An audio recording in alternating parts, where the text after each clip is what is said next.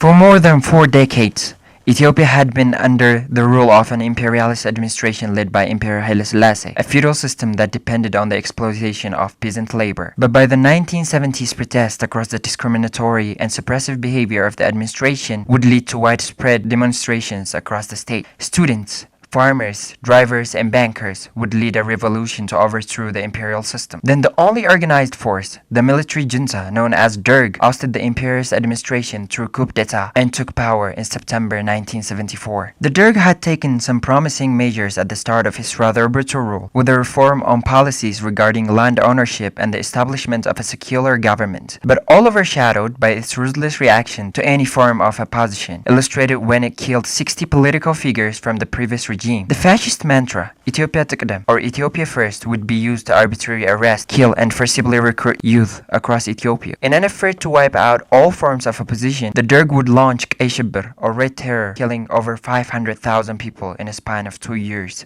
Owing to the oppressive nature of the Derg, youth across the country would mobilize for an organized resistance against the state. According to Lekatit, a former member of the TPLF who has written extensively on the party's history, the proximity of Tigray to the liberation within Eritrea, its rugged topography, and the region's history of resistance against foreign aggression and the oppression of the empire's regime made it a preferred location for the launching of various rebellions. One of the rebellions would be launched on February 18, 1975. 11 Tigrayans would gather in the village of Lekatit to launch Tigray People's Liberation Front. The front would come to lead the armed resistance of the Tigrayan people against the Derg. This revolution succeeded the former Wayana movement initiated in 1945 to fight against the imperialist regime of Haile Selassie. The Dagmay Wayana movement's aim was to put an end to the dictatorial administration of the Derg regime and free the nations, nationalities, and peoples of Ethiopia by democratizing the empire.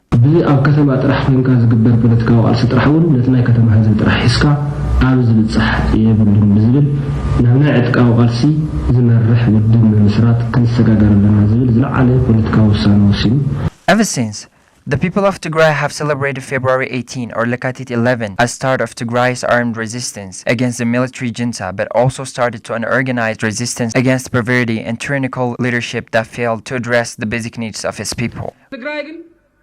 لكايت عسد حدا ترى ما عالتي كنت سلازي عوان تميت قوقنطيرو زحابن اخلي سوا صميقو عبدن بسدت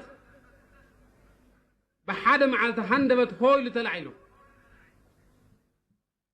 وزاتنياታት ተዳናግጾም እخلو وحيدنا كفينا مريرنا لدخن تلعيلهم ተዳናግጾም